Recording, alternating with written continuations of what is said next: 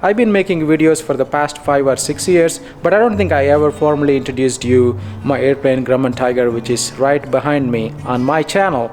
Alright, let's go ahead and do that now.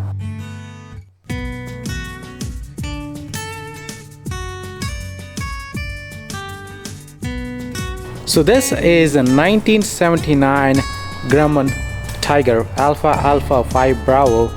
So we bought this airplane back in 2014 with 3 other partners. So right now I'm still in the partnership. I still have 3 other partners with me. So this is such a fun airplane to fly. I've taken these airplanes with my friends and family. This is kind of my SUV. The furthest I flew in this airplane was about 500 nautical miles to Arkansas. This is a relatively easy airplane to fly, even for someone with very low hours. Another cool thing that featured in this Tiger is the cowling. So this is a electricity cowling, which is supposed to help with increased airspeed. So if you are coming from a 172 or a trainer like a Cherokee, you need to keep something in mind. So you don't want to be bouncing in this airplane, you want it to be on your speed. The fuel capacity is roughly 53 gallons.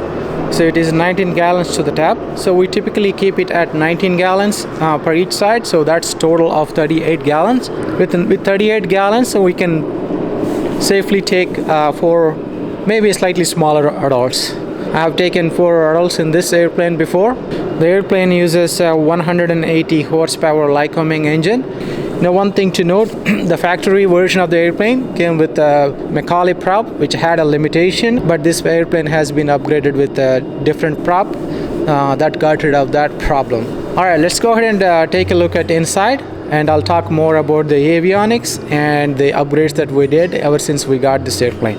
As you may have noticed in my other videos, this airplane features a canopy, which is super amazing. Let me show you what I'm talking about.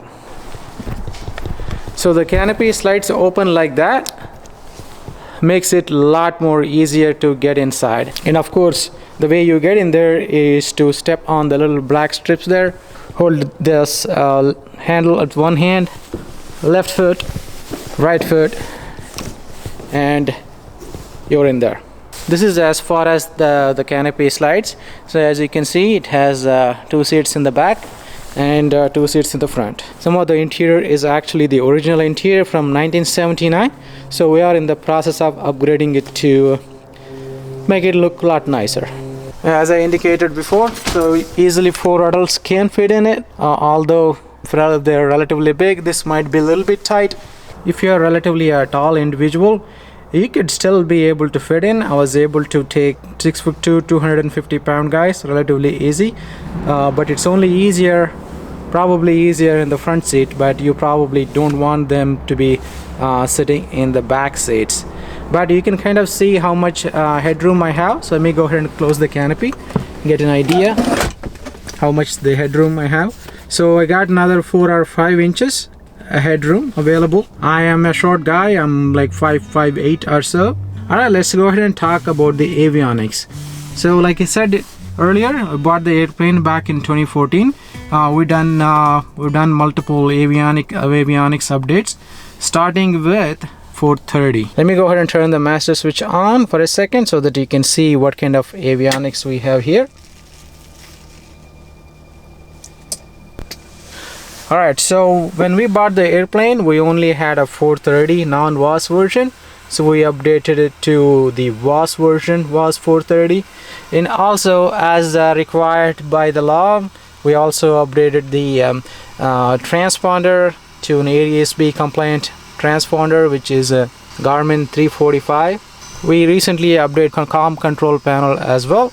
In addition to that, we used to have a standard 6-pack. Now we have dual G5 units, which I think is probably the best thing we did with this Grumman, because those vacuum systems, as you might know, were super unreliable. So we totally love the new avionics. Let me go ahead and turn it off to save some battery. So I will say that this is not like the top-notch avionics that's out there, but still these are pretty good avionics for doing relatively short IFR cross countries. Speaking of cross country, so we do have an autopilot, which is I believe an S-Tech 30 autopilot with altitude hold. We've been having some issues with the autopilot. Sometimes it works, sometimes it just doesn't work. When I fly, I typically put it on the heading mode and altitude hold mode. Typically I do not use autopilot for approaches. I have the radar altimeter, which is one of the original avionics, I believe. So right now we deactivated it as it's pulling too much power. We also have, I don't know if you've ever seen one of this, it's called a strike finder. So it supposedly tell you nearest lightning strikes. And of course with the number of radio towers out there, apparently this get false information from the radio towers. Again, it's one of those things that we don't really use. So other than that, as you can see, it's a simple configuration. You have the throttle, mixture, and the primer, carb heat, and the fuel selector. If you're coming from Cessnas, there is no both fuel on option. You can turn both of them off, but we can't turn both of them on. Okay, let's talk about the performance. So I typically fly between 8 and 10,000. I usually get about 130 to 132 knots of true airspeed, burning about 10.5 to 11 gallons per hour of avgas. So that gives me quite a bit of a range. So on the climb performance, of course, if I am by myself, I get anywhere between 750 to 1000 feet per minute of a climb on a good day. Of course, fully loaded with my family. I have 2 kids and my wife, and full fuel, looking at maybe 600 feet per minute on a hot, humid day. Okay, so let me answer some of the common questions that I get on this airplane. Okay, the first question is people ask me, hey, you've been owning this airplane for so long, do you still love it? I say absolutely. Absolutely love this airplane. It is sporty, it's fun to fly and economical, and easy to fly, relatively low maintenance with an asterisk. I'll come back to that in a minute. It is working well for me at this point, given my kids are still being little, but as they grow, it might get a little uncomfortable sitting in the airplane for a long duration of time. And say if you are considering buying a 172, I would say look at the Grumman. It definitely gives you more value for your money. Okay, another common question that people ask me is what about the maintenance? They're not making these airplanes anymore. Honestly speaking, we spend a lot of money on maintenance for this airplane. It's not because of the airframe or the type of airplane. It's just because it's an airplane. You know, it's a 44-year-old airplane. It's an older than me airplane, and the parts wise, we still have parts availability here in the US. I don't know the case internationally, but in the US there's still parts available. I don't think we've replaced many Grumman specific parts, or neither we had to wait for several days to get any particular part. Maybe the fuel cap and a few other things here and there, but other than that, there's nothing Grumman specific part that we had to wait for on this airplane. So on the maintenance wise, I would say it is relatively simple as a 172 or a Cherokee. Another common question that I get is what about the flying flight characteristics? And like I said earlier, it is a relatively simple airplane to fly. Even someone with relatively low experience can fly this airplane. When I got the airplane, I got checked out in an hour.